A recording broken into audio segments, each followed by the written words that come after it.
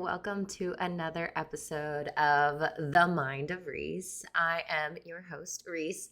Today I'm just got out of the shower, drinking my coffee and just enjoying this beautiful view right now on a Sunday. I'm recording this anyway on a Sunday. I just had this want and need to just jump on here and get a little deep about certain things. Today, definitely want to talk about how I got here and basically the importance of the fear being freedom, and basically investing in my own business and how much I've spent and all these kinds of things. So because a lot of people ask me how I got here, and it didn't come without a lot of evolving and changing. And when we get into the uncomfortable means fear, and fear kind of either drives us away from the thing that we're trying to do, or we can continue to move forward in spite of the fear. And so like when I was in my 20s, I was 22 when I found out I could draw. I was an accountant for a firm in LA, and we went to like a wine and paint night. And at this time, I think I was looking for like hobbies just to have for myself because, I did love my job. Like I loved being an accountant. I love numbers. It's like black and white, it's either right or wrong. And I was pretty good at my job, and so I was like doing ballroom dancing, and I was doing all of these things outside, like rock climbing and all of these like hobby things. I was like trying to find my hobby, trying to find something outside of work that made me happy because I've, I've grown up to believe that work, the more you work, the more successful you'll be. And the more money you make, the more successful you be, more productive you are, the more successful you'll be. So it's like all of these things kind of led me to being in a big corporate job, college, high school, all these things. Like I was always a straight A student. So it was just one of those, that's what was ingrained into my mind through family, societal conditioning, and things like that. So I wanted to find something outside of me that, that I could just have. It was really hard though, because everything that I had ever done, even ballroom dancing, like I even thought, I'm like, how can I monetize this? Like, how can I make money doing this? Because I always want to it was always innate in me to do things that I'm passionate about. My dad, my biological father, he's an entrepreneur. And so every time he didn't like the thing he was doing, he would switch. He would just constantly switch. And the stability there was really rough for us as kids. Love him for doing that because it doesn't make me do the things that I do and just send it and really just dive deep into the thing that I love and see what I can do with it and see how I can monetize it. But as a kid, I didn't really I was like, oh my gosh, it's always feeling so unstable, but I didn't really understand that. So I got into accounting for the stability of it. I was like, I want a 9-to-5 job. I want to be in corporate. I can climb that corporate ladder. And I did. I became like director of finance at the age of like 21. And I ran an entire department, right? So just, it was insane. I'm young, 21. What do I know about anything? So running a department, telling people what to do, it was just like, that's what I wanted. And I had gotten there so quickly. And then when I realized, I was like, oh, this isn't that fulfilling, but I didn't really understand what fulfillment meant at that time. I think when we're young, we think everything outside of us is fulfilling. And so we just kind of keep grabbing and going towards the things that we think outside of us is going to make us happy. And so I ended up, finding art. And when I realized I was actually pretty good at it, the teacher there, he was an Armenian teacher, he could barely speak English, and all he would say is like, prodigy, prodigy. And I was like, oh, me, a prodigy? Like what? And so I kind of just rolled with it and went for it. And so as I started getting into art, which was really funny because I was dating someone at the time, like probably my longest relationship I had ever been in was, I think we were like at 4 years. I had broken up with him, and I was like, I only want to focus on art, and I'm going to focus on this. And I don't need anybody stopping me or holding me back. And that's like, I did that. So I broke up with him, and later we got back together. But like, I needed my own time for like, I think it was like 7 months, 8 months. And I holed myself up in an apartment. Actually, I had lived in my car for a few months at this time because I was like, okay, I really want to go full ham um into art. So I'm gonna do this, and I can always fall back to it because there was always the fallback plan in my mind, and it was the thing I told like my family, like I'm gonna fall back on art. I mean, I'm sorry, I'll fall back on accounting if I ever need to. And what's funny is that I told them that, but I knew in the back of my mind that I would never go back. And my family was they thought I was crazy. Of course, they thought I was crazy. You have a stable job, you're making a ton of money for a 21-year-old, 22-year-old. Like, my mother, she was, came straight off the boat from the Philippines. So it's like, stability was like ingrained into her. She's like, no, stable. Like, you come to America to be stable, to get a good job, to do the thing. So when I quit, I actually, my family kind of, they stopped talking to me for a second, and not a long time, but just enough time they thought that would be the way to get me to do what they wanted me to do. Like, how do we know any better? So it's like they stopped talking to you because they're like, okay, she's doing something crazy. Let's stop talking to her. Hopefully she'll come back to her senses. And obviously not. And so good thing too. And obviously they're so proud of me now. But it's one of those things where I was like, I'm just going to send it. So lived in my car for a little bit. I was already a heavily tattooed accountant. And so I really just wanted to be in that realm. And as I had the guts to start asking, and as I started getting tougher skin because I got so many no's, I was just like, oh, fuck it. I'm just going to keep asking. I'm going to keep going. I did, I went from like art shows to painting in bars to just selling prints for $5 a piece so that I could just get my name out there, and getting myself into a lot of artist communities in LA, which there were a ton. So it was really cool. And then I started, like my name was starting to build in certain circles and certain artistic circles. And I was like, okay, so I was getting invited to more things, and getting my name out there. And finally, one day I was invited to an art show in Canoga Park by a friend of mine named the Art of Sketch. Actually, the reason why my name is the Art of Reese is because he had his the Art of Sketch, and so I love you, Sketch. He that kind of like put me in that mindset. I was like, I love this because it's not just tattooing; it was like all of my art.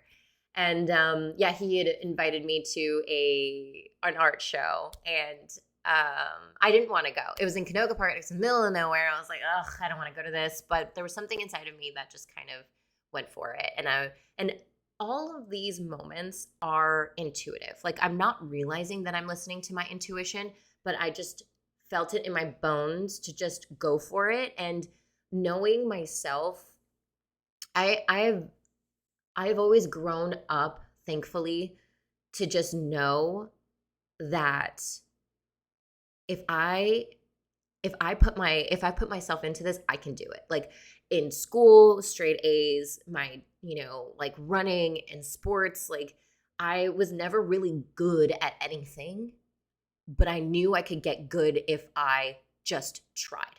And so that was something that was always innate in me that I knew about myself. I didn't know, like I couldn't say it out loud and be like, oh yeah, like, put me in the fire and I'll figure it out. It's like one of those things, but I just knew that. So when I get to this Canoga Park place and I'm just like, okay, got here, did the thing and selling some prints, and some guy comes up to me and he's like, have you ever thought about tattooing? And this was like 2 to 3 years after. So I was like about 25 and it was real close to my birthday. And so, I was like, oh my gosh, I've been looking forever. I've been getting turned down by everybody. Nobody wanted to teach me. And it's tough. Like, first off, nobody wants to take the time to teach someone. It is tough. And especially females, it's like, there is this level of, I don't really believe it's like, oh, it's just a boys club. But I do think that there was this level too when people were telling me, no, they're like, like we can't like fuck around with you as much as we could a guy. Like, you know what I mean? I think that there was that level too. Like there were some guys that were just misogynistic and fucking idiots. And that, it's just made me feel like, oh, this is a boys club. I'm going to kick the fucking door down. Like that was my mindset after one guy told me that like, girls don't draw, I was like, are you a Neanderthal? Are you a fucking idiot? Like, that was my mind. Now I'm not so, now I don't really think that way. I'm like, I just have so much compassion for people because I've studied the mind so much that I just understand the psychology behind why people react the way that they do. But like at the time, I was like, oh, motherfucker, like, I'm going to kick your ass. Like, tell me again I can't draw. And all it did was put fire under my ass. And now, obviously 10 years later, here we are. But yeah, so there was like, there's all these things about women being in the industry. And this guy that had asked me, actually, it was funny because he was just like, no, we need like more femme energy because we want more people to come into the shop. So he actually had a really good headspace about it behind, like he understood a little bit about like marketing. It was like he didn't really think of it like this was marketing. He just was like, I work for a fucking gangster shop with a bunch of fucking hood rat motherfuckers, and we need a girl in here just to kind of soften the place up so that when people come in, they're not fucking afraid of everybody in here because everybody's bald headed, cholo status, and so then you got little old me. And then so he was like, he had the right mindset, which kudos for me because like now I got my foot and my little tiny little toe in the door. And so there's like this fear in me. So like how I got to this point was just like feeling the fear and sending it anyway. So it's like I quit my job cold turkey, just feeling the fear and knowing like, holy fuck, like, but like there was always this logical and practicality side to my mind that was just like, because I didn't quite understand law of attraction, law of action, like manifestation. I didn't quite understand those things at the time. I was never like brought up into the woo as most people are in California and especially nowadays. But like I had the logical side to me that was like, listen, I'm really good with my money. I used to be an accountant. I saved all this money. I was going to take a trip, but I never did take that trip. Why? Probably for this. So I'm going to save all this money. I'm going to use student loans. So I was in school for fine art and I had saved all this money. I lived in my car on purpose so that I could save money not paying LA rent. At the time it was like $13.50 for 2 bedrooms. So like really cheap at the time if you think about now. But so it's like, yeah, so I had all these like practical sides to me, but then I also knew that like I would make it. I just have this innate ability that like there's no ifs, ands, or buts about it. Like I'm either going to become an art teacher that teaches art history and paints all day long and is poor and whatever, or I'm going to become a tattoo artist. So either way, I was going to end up in the art business. I had enough money to save. I would use student loans and just use my whole life to pay it off, And so that was the mindset. There were 2 options. There was no option to going back to accounting. There was no option going back to corporate. Definitely no option to working for somebody else other than myself at this point.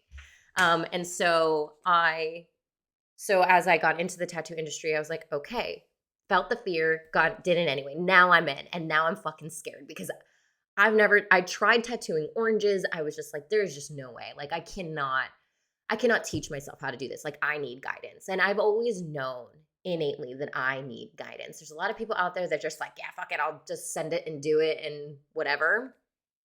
Like for me, I am a school person. If I could get paid to go to school, I would do that too, as well as all the other things that I'm doing. But it's just one of those things inside of me that I know I love guidance, and I've always loved guidance. And I think that there was a part of me because I know that the fastest way to get from A to B was through help from someone that knows better, that has had experience. And so I've just known that, I just knew that innately. And so finally into the business, scared shitless, these guys, great guys. They knew some stuff about tattooing 10 years later. In hindsight, obviously there was a lot I could have learned, but this was my opportunity. I don't give a fuck. Thank you guys. I love you guys. You guys are amazing. I am so proud to be a part of the SoCal Tattoo Vibes. Like that was the name of the tattoo shop, was SoCal Tattoo. So, yeah. So like they didn't know. Most of them learned in jail, and these guys were pretty hard motherfuckers. You know, I'm not gonna talk about all the other things that happened because I'm not gonna put that out in the fucking public space. But there were a lot of things like Reese coming from a corporate background into like the hood shop. Like this shop was pretty gnarly. We had, I mean, like the names of everybody in there was like Droopy, Pewee, Cranky, Sup, Tato. Like these were the name. Like we had all these like gangster nicknames, and I loved it. I was just like, wow, this is so fascinating, and and I felt so cool. And I was pretty tattooed at the time, especially for an accountant. But now in the industry, I had a full sleeve back piece and something on my neck, and I was just like, yeah, I felt like super cool, but not as heavily tattooed as I am today. So I start to learn. They were like, well, Reese, you draw so well, because I was in fine art school. So like I'm the only one in the shop that's classically trained in fine art, and or is getting classically trained in fine art. And so they were like, well, I mean, you can draw on paper all day long, but honestly, what you need to do is switch your medium. And all tattooing is fine art, painting, drawing, watercolor, iPad designing, I consider it all fine art. I consider it all art. It's just the medium you choose that makes you passionate about the thing. So for me, the medium at the time was painting. I was a painter. I could paint portraits like a crazy lady. Like I was really good at it. I was really surprised that I was really good at it, but I studied day in and day out. It wasn't just an innate ability. Yes, I knew when I finally touched a paintbrush that was the direction I needed to go in. That's that point of passion, but it still comes with a lot of action and hard work. And I put in the fucking time. I broke up with the boyfriend. I holed up into a space where all I did was eat, sleep, drink, snort art. That's what I did. And it was just like, that was my whole life. I needed to make it, or no, there was no or. There was just, I just needed to make it. And so, yeah. So like I became really good really fast. And, we're talking about 2 to 3 years in art, and was already drawing and painting portraits, and getting straight A's in a private college, Academy of Art University, which is in San Francisco, but is a private college where the grading scale is really fucking tough, and it's really expensive to go there. So because they only want really, like focused people. And so, yeah, so it was tough. And, but I like tough. I'm game. Like push me and I'll push back harder. Like that's my jam. That's always been my mentality. And so yeah, so I ended up, they gave me a machine. They were like, here, Reese, go. Taught me as much as they could. And I love them for it, because it got me where I am today. I wouldn't be here today if it wasn't for those things. But yeah, definitely not not all the right technical ways of doing things. You definitely had to break bad habits over time and realize, those kinds of things. And as I tried to get into, nobody knew realism really in this shop. And so I am learning how to do like traditional and like lettering and things like that. And it was tough because I just wanted to do realistic, but realism in tattooing is so hard, especially if you don't have a mentor that actually knows how to do it. And so it just became like a really long road to get to realism. So I just, kept moving so I went from being tattooing in LA.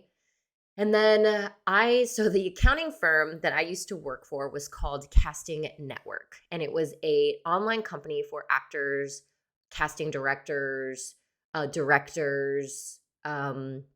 producers, all the things. Like instead of having to do all these auditions, this was like the first online space for actors just to have like their videos and their pictures and their resumes. And as a young kid, like I did a little child acting. And so yeah, even my child face was on here because they had agents that gave them all the thing, and we downloaded all of their data, and it's all in this database. And now we have all these actors. So why I'm talking about this is because my face was always on this database. I used to have an agent as a kid. Like it was a thing back then. I didn't want to be an actor. I actually told my dad I never wanted to be on TV again, it's pretty funny thinking back now, because I was like, I never want to be on TV again, because I was like, get away from me.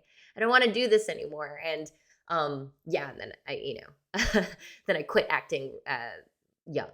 And what's funny about that is that although my photo was on here, I'm pretty sure, now I'm not going to say that this was exactly what it was, but I'm pretty sure that's how I was found by a casting director who was actually really amazing. And he's still like a good friend of mine to this day. But 2 years into the business, I get this message via Facebook, and it's like, hey, have you ever, we want you for this audition, da da da da. And it didn't even have my real name. So obviously it was like a copy and paste. It's like, hey, Tiffany, like, have you ever thought about being on TV? And I think I got like 3 of them. And then I finally wrote back and I was like, hey, can you stop emailing me this spam shit? Like, no. And they were like, actually, no, Reese, this is meant for you. Would you ever think about going on television for tattooing? And would you, audition for this tattoo show? And so I went to the shop and I was like, you guys, I got this thing. Do you think I should do it? Like, should I just go? And this is another fear moment when I was like, no. And I was like, well, fuck it. Because in my mind, worst thing, probably the thing that's going to happen is they're going to say no to me. Because first off, the first thing I thought of, I didn't understand TV at the time. Trust me, they don't give a fuck if you can tattoo at the time. Maybe now, but at the time when tattoo TV shows were just coming out, it was more about personality and the way you looked and stuff like that.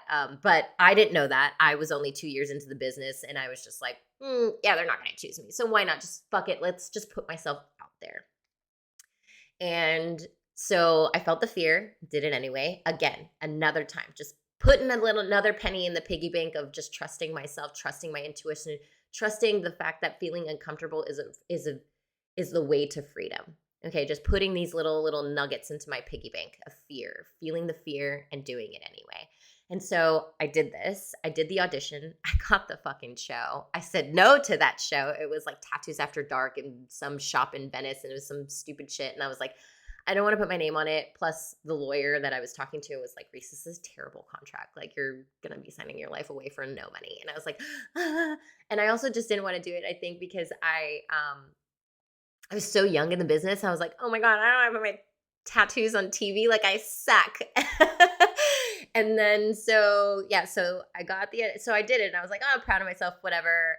Started tattooing again. Another year rolls by. Again, another call from the same casting director. And he goes, Reese, okay, this is another show. It's something you may have seen before. It's called Tattoo Nightmares. We're making one for Miami. And I was like, oh my gosh, Tattoo Nightmares. Holy moly, I've seen that show, like whatever. So feel the fear, do it anyway. So I was like, I'm another year in. I feel a lot better about my tattoos. At this time, I think I'm into like watercolor and, I just wanted to at least get into color because I really loved color. Like that was, at least in my mind, that was where my passion lied. And I was like, okay, let me just move to color. And then I'll do like black and gray realism, or try anyway. But I just want to do color. So let's just send color. So I'm doing like whatever color tattoos at this time, watercolor mostly, because there's flow to it. I really love flow. I like, especially when it came to my paintings, the backgrounds of my realistic items always had like watercolor flow to it, because that's just how I was taught. And so I go to this audition, I get to this place, and I see so many people. Oh, everybody from Ink Master. It was like, I think Ink Master season 3 had just gone out, and everybody's like, oh my gosh. Like, I remember seeing, gosh, I forget everybody's name, but it was like, I saw everybody, and I was like, oh, there was hundreds of artists at this hotel. And I was like, there's no way. There's no fucking way. So what did I do? I was like, I'm going to drink some whiskey. So I started getting drunk off whiskey, and ended up going into this audition and just sending it. And I was very pinup at the time. I dressed up like a pinup girl. I love the 1950s, like straight pinup, like from the hosiery down to the clippings in my hair were all real vintage. And I would spend a lot of money just to make sure my slips met the vintage of what I was wearing. Like slips underneath my dresses, the things you couldn't even see, to the bras, to the clips, the hair clips, even to the curlers at night. Like I used the 1950s style curlers even to pin curl my hair. It was crazy. So I had a look, I had a thing. So I was in this like 1950s like day dress, and I was kind of drunk off whiskey, and there were a couple of stories they asked me to tell. They're like, "Oh, what was the weirdest place you ever tattooed?" And I remember just being like hiccuping and being like, a dick. So the vulgarity and the dichotomy between the look I had I think sent it. I don't know why they chose me, but I get a call and they're like, "Reese, you're going to Miami." So I fly to Miami. I am scared shitless. We got Clint, God rest your soul. We got Noon, I'm in this thing. I barely know how to tattoo. I'm just faking it till I make it, really. I was just like, had all this fake confidence and just continued to fake the confidence until I just felt better. But like these guys were so great. Like Clint was an amazing tattooer and he taught me so much. And and he helped me out so much. He even bought me he bought me a really nice Cheyenne machine. And gosh, just such a good guy. And so it was like, got into this situation, Feel the Fear, did it anyway, put my tattoos out there on television, like did all these things. And then the momentum started really going in my career, and it just started going and going. And so I ended up moving back to, after the show was like, we filmed it, I moved back to San Diego. And so I no longer worked for the shop over there. I started working for another shop called Lucky's Tattoo Parlor, which is a really famous shop in San Diego. And I actually knew the owner through my sister. So started working there, and was great because, at the time I was paying 40%. So this is the time where I'm starting to make actually kind of money, because I'm been, my career kind of went a little sideways, but like even being on TV, it didn't really get me that much clout. Like a lot of people think that by being on TV it will help you out a lot. And don't get me wrong, it will. It definitely will.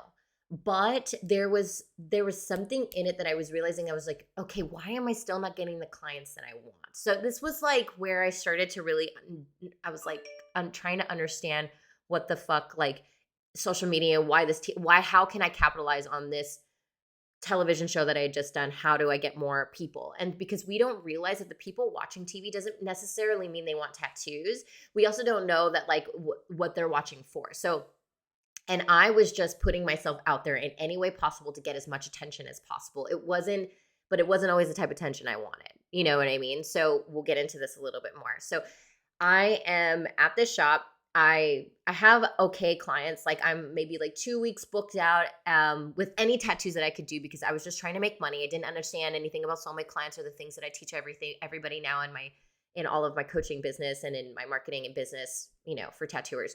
And so we get over there. I'm paying like 45% to them, which was great because there was all these newer tattooers, all these old school like Sailor Jerry style tattooers, and they had actually a better hold on some of the like habits and techniques. And so they were very kind to show me. And to be honest, you guys, like whoever's out there listening to this, the percentages that you pay to your shop, it might sound sometimes like a lot, but you got to understand like what you're getting in return. Like I was getting a 6-figure plus piece of knowledge. Like I paid $40,000 a year in college, which I'm still kind of paying for right now. And so it's like, I spent that much money for things that like I barely use, but I'm glad that I went and I learned it, because now I have it for me in my arsenal of resources that I can always fall back on, like business. I went to school for business. I went to school for finance. Like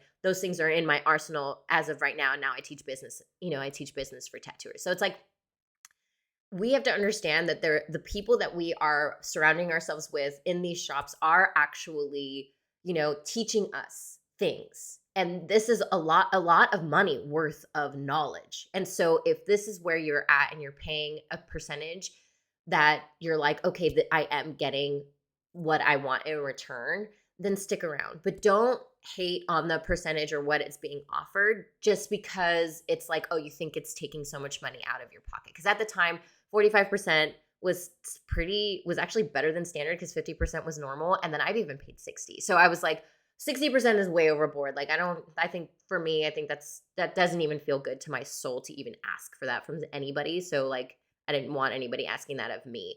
And 40 to 45% felt really nice because I felt like they were not only bringing me, they were helping me grow my clientele, but it was also all the knowledge I was learning from the tattoo shop. So this is what I was paying at the time. I think I was making maybe like $3,000 a month, and this was maybe third, fourth year into my tattoo business.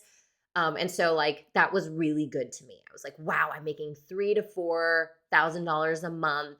I'm almost making like I'm getting to like the 50K range of things. This felt good. I was living in California, so it was also like I had a roommate at the time, so this was also like it felt like I was able to save money, and but I didn't have any health insurance. Yeah, I was very cheap about everything at the time because I'm money hoarder, and I also didn't have a good relationship with money. So until later, but keep going with the story. So I'm working for this company over here, trying to understand how to market myself. At the time, what I was doing was I was doing a lot of like modeling. I was like, oh, well, I got a sexy body. I work hard for this body. Let me show it off. Maybe this will give me the more attention that I need in order to grow my clientele so that I can do more pieces that I want to do. Because I didn't understand how to attract the people I wanted to attract. All I knew was that more attention meant more people, meant more followers, meant more clients, which is not the case. However, I didn't know that. So I'm doing what I can because nobody teaches you this shit. Nobody teaches you how to do these kinds of things in tattooing. They're like, here's a machine and fucking go. So here I am doing this thing.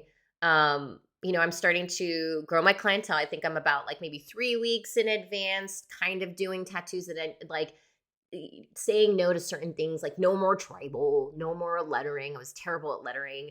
And to be honest, like none of those things even like lit me up. It was more just like how much money can I make in a day? Like it started just to become like, cool, I'm doing cool art. I'm giving cool energy. I've always been a pretty positive human being, but there was always the back of my mind, like how much money can I make? Because I always had goals. So I was like, okay, what are my financial goals? And I always thought that like these next financial goals would bring me some sort of fulfillment or happiness. And so I was like, again, with the fulfillment and happiness, I was still reaching outside of me by the time I was 26, 27, 8 area of my life, and still reaching outside of me because I didn't understand that it comes from within. So financial goals were the only things that I knew how to understand. My mom, I was always brought up to be like, make your own money, rely on no man. That's what I was brought up to think, and work hard. I'm living in a patriarchal society that says work your ass off and you'll make something of yourself. If you don't, you're fucking lazy. So it's like that was my mentality. Like a lot of money meant success and happiness. Work your ass off. That was the only way you could get it. And yeah, so this is where I'm at. And so I'm trying to get as much attention as possible on social media. These were all my mindsets. These were all my beliefs at this time. Yeah, I'm traveling around the world for tattooing because I was on TV, but like at the same time, like I just my tattooing actually began to kind of suffer because I was doing all of the stuff. I was trying to do and do and do, and I was also getting caught up in the party scene of tattooing. If you guys haven't been in that party scene yet, you will. You'll see it. There are definitely different parts to the industry where there's like a fuck ton of partying. And you got like the big dogs that are partying a fuck ton, and then you've got like the big dogs that realize that they no longer want to party and do all this stuff or whatever. So it's like I got into the huge party scene because I was like, fuck, I'm traveling the world. I'm in Brazil, I'm in Ecuador, I'm in Argentina. Like I've traveled all over the States. I'm starting to go to Europe. Like these were all the places I was going to. I had a manager at the time. And she was helping out a lot with that as well because since I had been on TV, it was easy to kind of like promote this. And and I started meeting a lot of people, so I started piggybacking on them. And so it was like I was like, let's network. We party with these people. We network. We we do as much like risque things on social media because I'm an alternative model now, quote unquote. And so yeah, more body stuff means more followers, means more clients. And that's like, that was the goal. So it was always just more and more and more and more. And, you know, gosh, like I think I hit 29 and my art started to suffer a fuck ton. Like I started to notice that like my artistry wasn't like getting better. I wasn't evolving. And at the time too, I had been traveling so much. Decided to kind of be like almost a full-time travel tattooer that I ended up moving out from Lucky's, and I'd worked there maybe a couple years, maybe like a year and a half or so, and then opened up my own private studio, which private studio life is great because yeah, I got to keep 100% of my money. Awesome. But not really because my rent and supplies and all of these things. So it still felt like I was paying at least 35% into the business, or 40% really into the business, because I had to pay for all the taxes and all this other stuff and whatever nonsense. And so, and I got the added on stress, which we don't realize how much money stress is. Like we don't realize how much money stress is to like how much peace costs. Because my peace to run my own business by myself, be in a private studio by myself, was shot. Like I had always been answering my own emails and things like that, but like ordering all those tattoo supplies, making sure everything was up to date, cleaning and all this stuff. Like we had a shop guy that cleaned after us and did all these things, and we tipped him out. And so like all of these extra added things that I had to do weren't that big of a deal. Really good at what I did. I was just like, cool, not a big deal, but there is a level of cost that comes with it. And at the time, I was so unwilling to give up my money because I didn't have a good relationship with money. I was a hoarder of money. I was like, no, it can't leave me because I'm afraid it won't come back. And that was my mindset. Didn't know that at the time, but that was what it was when I started to dig deep. And this is the belief at this time. I'm also, my artwork is suffering because I don't have anybody around me. I don't have anybody around me to teach me things or to push me or to motivate me or inspire me. So, there are pros and cons to having a private studio. Yes, I got to make my own hours. Yes, I didn't have to, I got to be wherever I wanted to be, whenever I wanted to be there. I get to leave after a tattoo if I didn't want to be at the shop anymore. Totally. Okay. So great stuff. But it didn't ever motivate me. So my artwork began to suffer because I was partying. I was also working by myself, like alone in a studio. And, and then I just wasn't evolving. And so I was like, okay, what else do I need to do? So I said yes to a tattoo show that honestly not really proud of that I did. I'm not even going to name it because it's awful. But like I said yes to another TV show, even against my own inner wisdom and inner judgment, because I was like, okay, I need to get out there more. Like social media is like going slow. I mean, I'm blowing up. I had like 20,000 followers at the time, and I just didn't understand why I wasn't booked out more, why I felt like I couldn't raise my prices. And that had nothing to do with anybody outside of me. That had everything to do with my self-worth. So here we go. We're learning all these fucking things. And it was like, why am I getting all these followers, but nobody wants to get tattooed, and everybody's trying to nickel and dime my ass. They're trying to be like, oh, well, Reese, like, why don't you do this tattoo for me? Because you are a tattoo artist. Like, you should be wanting to do this tattoo. And it made me feel bad. So I took on things that made me feel bad. And because I didn't want to let people down, because I was such a people pleaser. So I was doing tattoo styles that I didn't want to fucking do just to make sure I made money, because I was afraid that I didn't really believe money was like abundant and an unlimited resource, and that I could just make it easily to me. And it came to me easy. It was just like, no, I was like, oh my God, I'm going to lose money if I don't take everybody on, if I don't make everybody happy. I'm going to lose success if I'm not constantly working and doing and doing and doing. And yeah, my artwork's suffering, but I don't have time to focus on my craft because I'm over here trying to travel and network and do all these other things. Plus I'm partying, so I'm not waking up feeling super fucking great. So I'm not taking care of my body. I'm not taking care of the vessel that I've, said I would take care of when I entered this life, in this body and soul. And so I just so everything began to suffer. And after this television show, I was like, yeah, like there was a moment there where like I just didn't believe that I was going to want a tattoo anymore. I didn't think it was my path anymore. I went on this like huge yogic spiritual um uh path where I was like, I'm stopping. So I actually stopped tattooing for like 5-6 months. I was like just trying to refine myself. I got myself into a really bad way with drugs and alcohol, where I was like, I woke up one day not remembering where I was, and I was like, I'm gonna die. I'm gonna die. I'm gonna kill myself if I continue on this path, but I don't know what else to do. And I'm not happy and I'm not fulfilled. And I don't know. I look great on the outside. Everybody's looking in my highlight reel all the time because, I hid behind my smile. I hid behind the positivity, and I just, it wasn't that I was hiding. It was more like I was hoping to bring myself out of it by being so positive. And it wasn't working because I wasn't focusing. Wasn't listening. I wasn't listening to the inner wisdom that is my body, and that is my inner everything telling me like, hey, Reese, like, here's your sign. This is the time. You need to stop what you're doing. We need to change things around.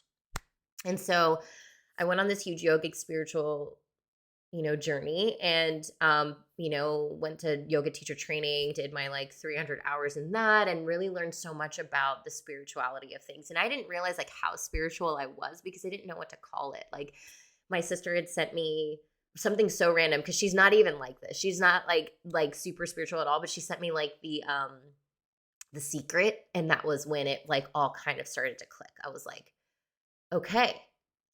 okay, there's so much more. Like, I'm not the only one creating my fucking destiny. I am a co-creator of this fucking life, this destiny I have. It's really nice because I don't have to blame anything outside of me for the reasons why I'm not happy. It's everything about me. So that's something I can control, which made me feel really empowered, actually, instead of feeling like, oh, I didn't want to victimize myself. I was like, let me get out of the victim mentality of this. So I put down all the alcohol, no more drugs, no more alcohol. Everything's done. I really started to focus on my body and my vessel, taking care of that so that I can really like show up as the best artist. I started really investing into my education. So I had gotten like courses. I started doing more seminars, like just going to them and seeing what was up. And it was like, I learned a lot, but not that it wasn't even just about the learning aspect of it. Like it was more about the inspiration. Like when we get inspired by something, we're like, oh fuck, like I feel more creative. I feel like I can evolve in this type of mind frame. And so that's like the funny part is that, in the last 3 years, being in this mindset of like, I have to constantly create for my highest self. How do I do that? So I started learning more about rituals like meditation, and my exercise is something huge for me. And it was like I did a lot of reading. I started investing in a lot more books of personal development. And so I started to really understand that my artistic craft and my business and all of these things actually revolved more about the way that I thought about myself, the way that I lived my life, whom I tried to embody. Before, I was trying to embody this bigger than life, rock star, on TV, sexy, like fucking thing, which is great, which is totally great. But I knew innately it wasn't me. I just doing it because I thought that would get me more attention, more money, more clients, that kind of thing. And so I was chasing all of these things outside of me in order to fulfill something that was inside of me that couldn't be fulfilled from anything outside of me. So as I started to understand this, my own psychology, and I started to really dig deep and started to understand that my peace, my personal well-being was a part of my business. And that belief had to change so drastically in order for me to put money into it, because there was no way. I didn't spend money on anything unless it was for work. And that meant like iPads and things like that. It never meant therapy or, coaching or anything like that. Like I would watch videos of people tattooing and stuff like that. It was like, even those things, like it was still very cheap. Like I would still do it on the cheap level. And so, because I didn't realize that there's a lot of self-worthiness about all the things that are happening and all the things that I'm choosing, because I'm making choices based off of belief that is actually holding me back. So there's this fear of, and so where I was always like, okay, feel the fear and do it anyway. This is when it got really scary, because at the end of the day, I was like, fuck, like, now that I know that I can't be fulfilled with anything outside of me and everything's inside of me, and the only way that I can fulfill those areas is to heal the parts of me that need to be seen. And those were the parts I was escaping with through work, through drugs, through drinking, through sexiness, through sex, through, all of these things that I thought made me feel powerful.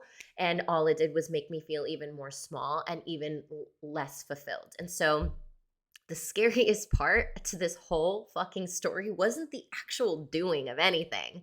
It was the actual digging and the healing and the being and sitting with the person that I was, and had to heal those parts of me in order to become the person I want to be, to embody the artist that I wanted to be, the entrepreneur that I wanted to be, the person that was so self-serving in the past. Everything I did was based on serving myself. Everything felt selfish, even though there was a lot of goodness that I had given. Like, I'm not knocking that. Like, I'm a good innately. I believe everybody's fucking good, has a good heart.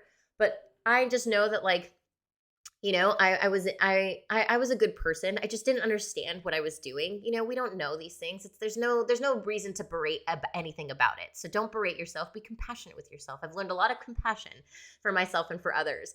And so it's just like, I'm learning all these things about me that is so self-serving. And the reason why I wasn't feeling fulfilled was because everything was so self-serving. And then when I realized that, like, my fulfillment actually was going to come out of serving others, but the only way I knew how to serve others was by healing myself, was becoming the inspiration, was like teaching by being the, it's like teaching by being the thing. It's like basically what I needed to do was, in order to help others, was I needed to help myself. And so that, like, it's like I just wanted people to be inspired by the fact that I was doing that work for myself in order to become a better artist, a better person, and all these things. So that's the way that we actually serve people. So it's actually, there's a lot of service to ourselves in it, but because we are embodying this new way of being, this new artist, whatever it is, we become that energy, and that energy exudes out of us, and it inspires others to look within themselves or to do the same, whatever they're doing, whomever they look up to. It's like leading by example. That's what I was doing. You got to lead by example in order to, change the world. So you have to be the example. How do you do that? You got to fucking dig and got to face the fear. And this was one of the bigger fears. It was like, okay, not only do I have to go deep inside of me, I didn't really understand how to do that. So I had to feel the fear of, like, well, fuck, I gotta invest some money in this. And investing money was really scary to me, especially in something personal. But when I thought of it as like my personal shit, my personal well-being, my personal growth, my personal development was a part of my business, then it became a lot easier for me to invest in. And trust me, fuck, I would spend hundreds of thousands of dollars. I think I have already on my own personal development, because I believe in it so much. I believe in my growth, and that's what's going to take me from where I am now to where I want to go. And so this was feeling the fear. So I started investing in, like, therapy and energy healing and stuff like that. And once I started doing that, it started to really open up inside of me, where I started to embody this human that was like, man, like, I'm starting to trust myself. I'm starting to realize that my worthiness doesn't come from outside of me, that the relationship I have with money is surrounded by worthiness, and that actually money is fucking abundant, and we can have it when we just put that energy out there, because money is just energy. It's just a tool. And if I can really just understand what I'm going to do with this money, give it purpose. Oh, I'm going to make this money because I'm going to help my family do this, make this thing, in order to help more people. Like, that's where it's at. So that's when I started saying no to projects that didn't light me up, because when I wasn't tattooing in the space, in the place of my highest creative self, I wasn't putting out that good energy, which means I wasn't not only giving good energy to the people that deserved it, especially since you were paying me money, but it's also putting out that energy that I'm not worth the tattoos that I want, because I don't believe I'm worth it. Because I don't believe that I'm worth it. So I'm taking on tattoos that don't light me up because I don't believe I'm worth the tattoos that light me up. That's what you're saying. That's what you're telling the universe with that energy. So I stopped doing that because I was like, fuck, that scared me too, because I was like, I'm not going to make money. But then I had to like really, anytime those thoughts started coming up, I had to like say to myself, tell my inner child, talk to myself and my psyches, be like, okay, I am worth it. I am worth waiting for. And I believe that I will make it through this. I know I will make it through this. Why? Because I have the universe has my back. I have my back. I have my back. And that's the only person that's got my back, has got me, has got the universe, whatever you want to think of, God, whoever it is you're looking up to. But there is definitely a higher power for me. And in this situation, that's why I believe I'm so spiritual about that. Because energy is energy. We're all just vibrating on frequencies, and which frequency we vibrate on is the one that we're going to get back to us. And I want to be vibrating up here, baby. Like I want this shit. I want up high above my head at all times. And if I can embody that frequency, then I'm always going to be attracting things that are meant for me. Always. And I'm always just going to trust that no matter when it comes, that it's going to be meant for me at that perfect time, because divine timing is all the time. Every step that I take, every move that I make, every thought that I have is divine timing, because we can choose to react in a certain way during those times. We can either react as a victim or we can react as an empowered person. And I always want to react as an empowered person. Even when shit hits the fan, I'm like, all right, what was this meant to teach me? How am I supposed to learn from this? What can I do to evolve in this moment? And that's where I'm at 24/7. But it takes work. And it took a lot of fear to not only invest actual money into this stuff, but then to dive deep into it and to really sit with myself and not escape through drinking or TV or numbing or whatever numbing shit is out there that will numb me so that I don't have to think about the thoughts that I'm thinking anymore. But I know that in those thoughts, what's happening is that these are opportunities for me to grow and change and shift into a better person. Why? Because my purpose now is serving of others. My purpose now is like, okay, well, how do I spread this love? How do I spread this energy out? And that's when, 2 years ago, I decided to become a coach. So I'm in my private studio. I'm learning all these new things about myself. I'm attracting one artist. Colin came in and he was only like a year into tattooing. And then I brought in Jackie, who had never tattooed. She became my apprentice. And so I had these two artists who were really looking up to me. So now I was like, I have a purpose. Like these guys, like I need to be a good example for these motherfuckers, because I don't want them to have to go through 10 years like I did in order to figure all this shit out. I want them to be successful now. How do I be that person for them? And so I opened up a shop. I opened up a public studio and started like growing with them. Like they are my babies. They've been with me through everything. I couldn't be who I am today without them. Like I couldn't be who I am today without them. That's why I said, you guys, like having a private studio is great.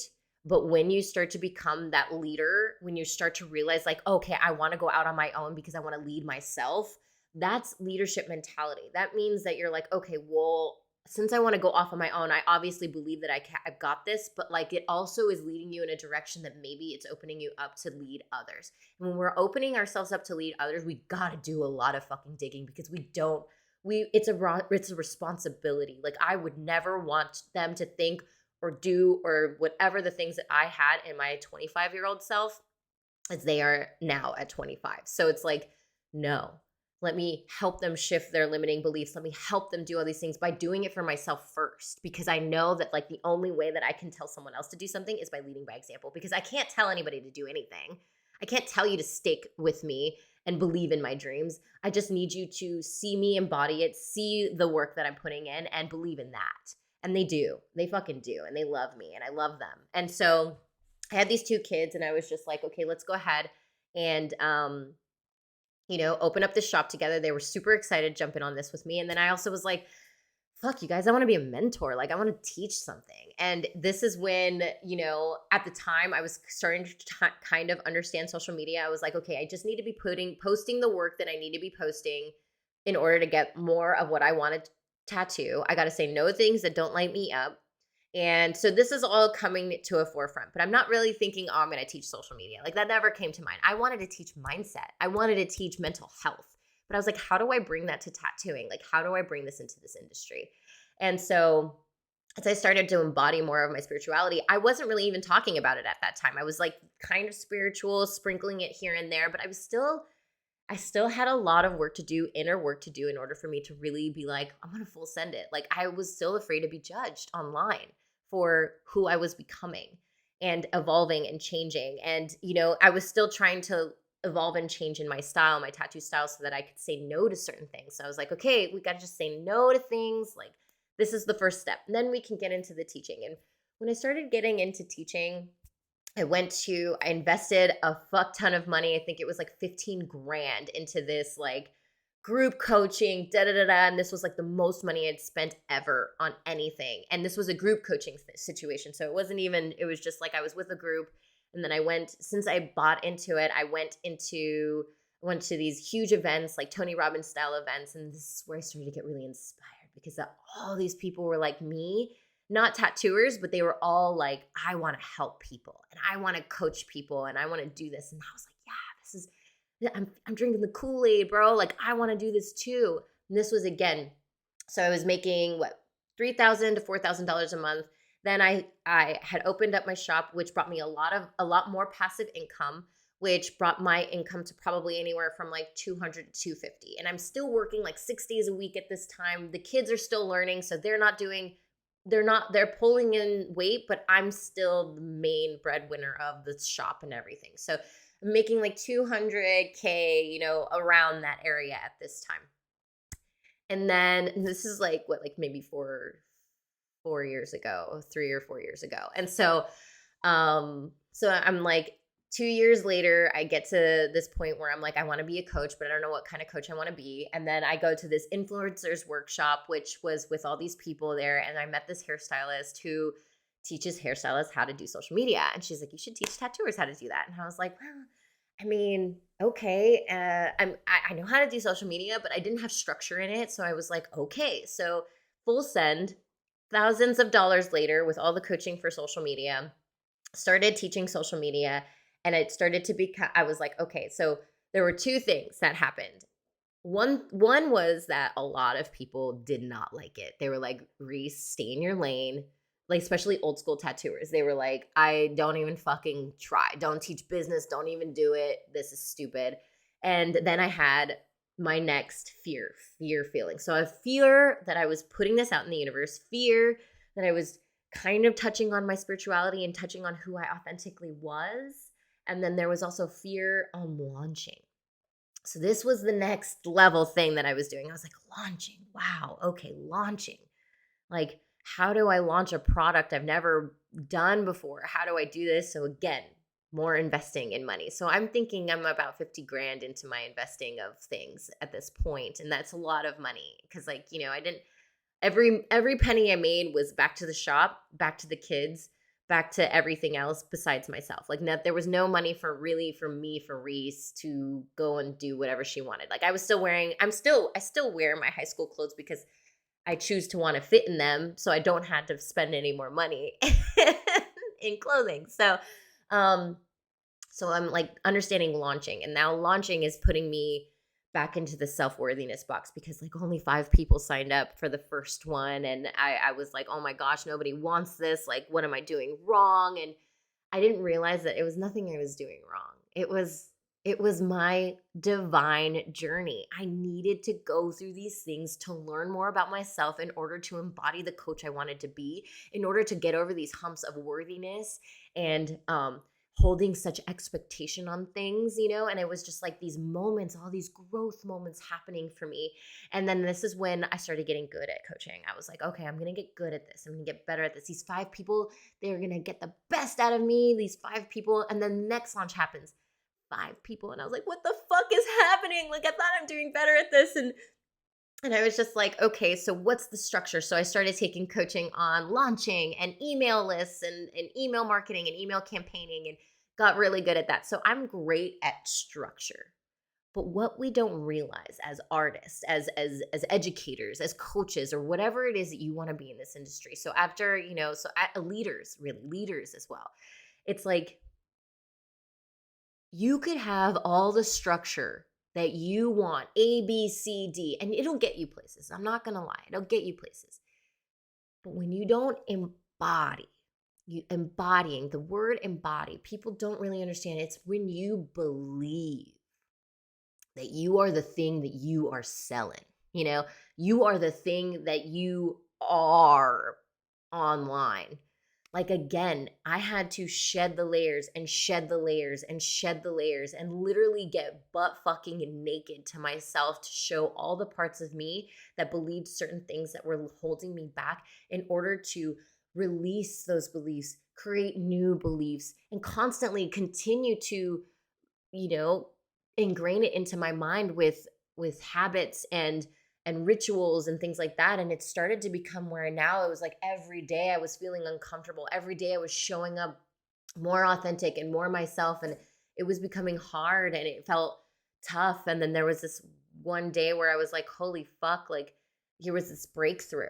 It was like I was in the shop with the kids. I had finally decided that I needed to invest in an abundant help, which was like I needed to get an assistant. I needed help. And then that help created more peace within me so that I could create better, tattoos,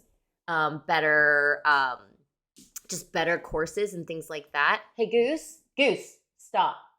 No. Sorry about that. And it was just like basically creating just becoming my creative highest self. So more help was necessary.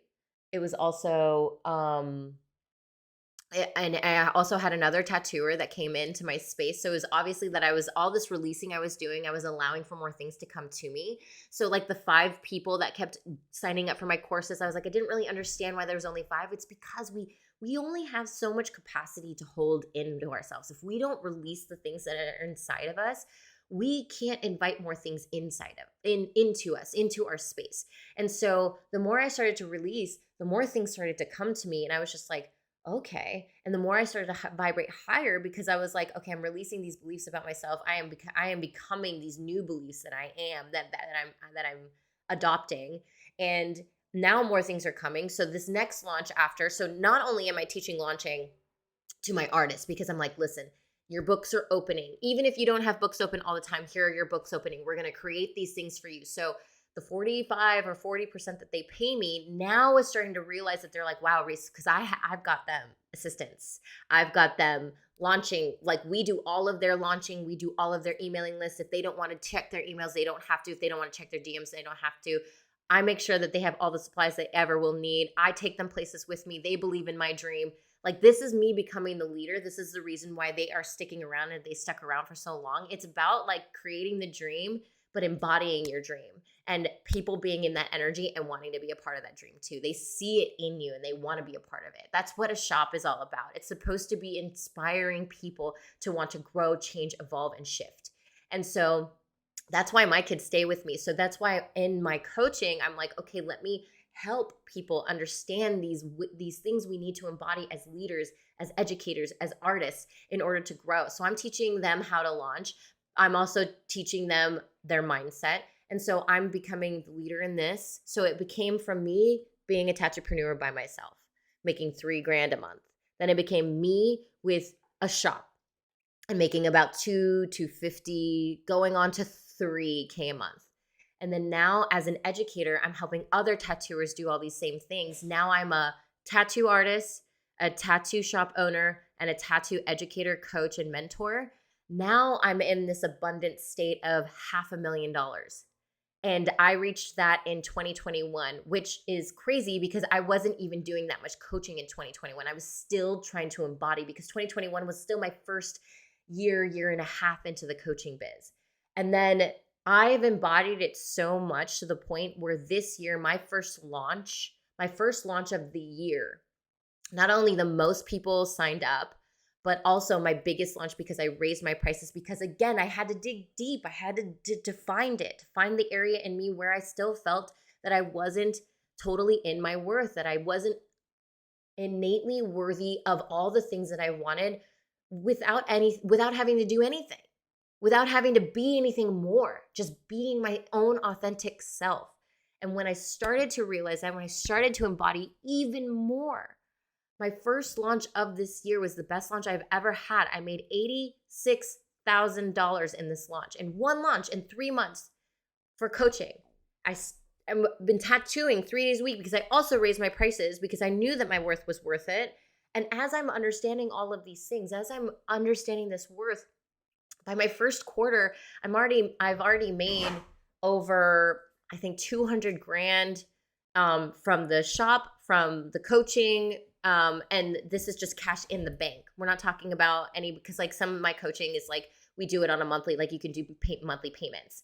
And so it's like just cash in the bank. I was already at like $175,000 in the first quarter of the year, which is way more than I've ever made in my whole life. And it's also, I've worked a lot less, which is fucking crazy because I've decided that my priority is me. Gustav, my priority is me. I need to be the priority. If I'm not constantly creating, checking in with myself, my own inner wisdom at all times, constantly listening to her, not doing more, being productive in the being, because being is a part of my business, because I am getting abundant help. I'm hiring assistants. I am saying, hey, my money is a tool.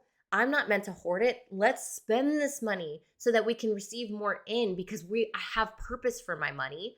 I also don't have any expectations. Hey, if this launch went whatever, I went into this launch without any expectation. I didn't cry about it. We can get into launching a little bit later and a little bit more in depth in its own podcast episode. But like, I launched this thing. I launched, I launched my opening of my books, 500 emails within 5 fucking minutes, sold out within 2 seconds, only working 3 days a week, doing all the tattoos I love doing, making $20,000 about roughly a month with just my tattoos.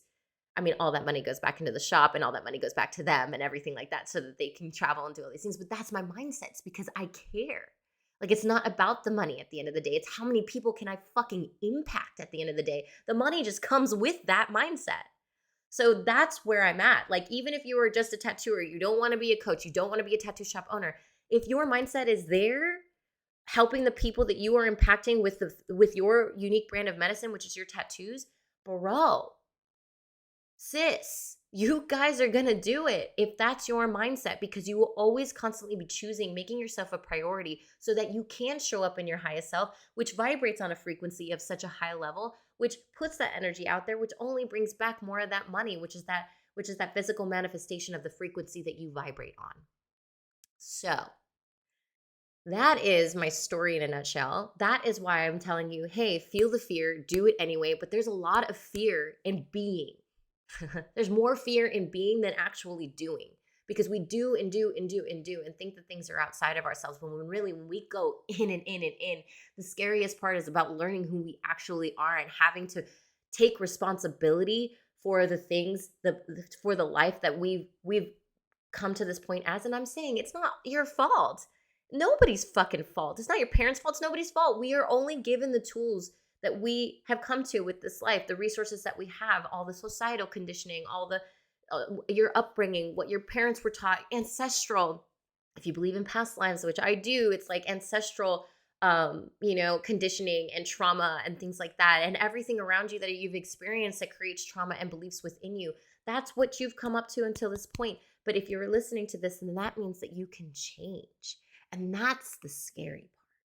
People don't want to change. They want to stay in their comfort zone by doing and doing and working and working and more and patriarchal society of hustler, fucking, no sleep, all this stuff. When really, the more sleep we get, the better we create. The more I can be abundant and be like, you know what, fuck it. I'm gonna hire another fucking, another assistant. I have one VA. I have one assistant. We're hiring another assistant. I choose to not do the things that aren't in my zone of genius. Why? Because I choose to spend all my money on things where I'm like, hey, if this is not going to help me be creating at my highest self, then it's not for me. Hire someone else to fucking do it. That's my mentality now. It used to never be that way. It used to be like, no, I can do it all myself.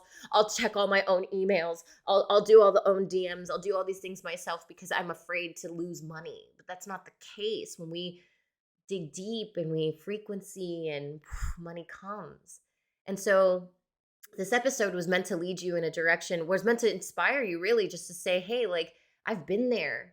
I've been way there where I was doing to the point of bleeding eyes and just so caught up in things that just weren't meant for me, to the point of having to evolve and how much that hurt. And it was so much growing pains and how much I cried and how much I almost hated myself because I became this thing that I didn't like and I was this person.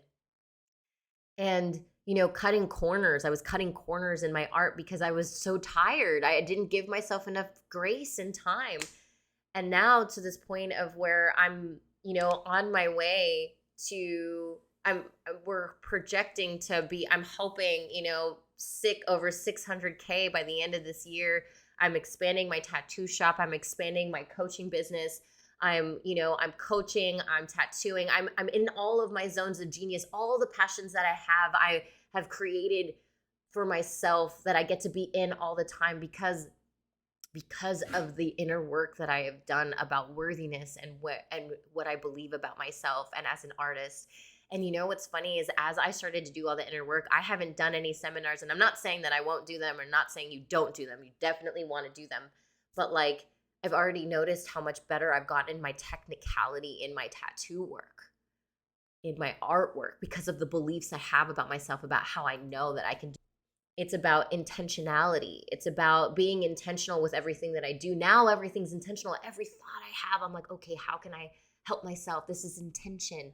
Because when we are intentional, it equates exponential growth. Hi, baby. I know. You just want some love.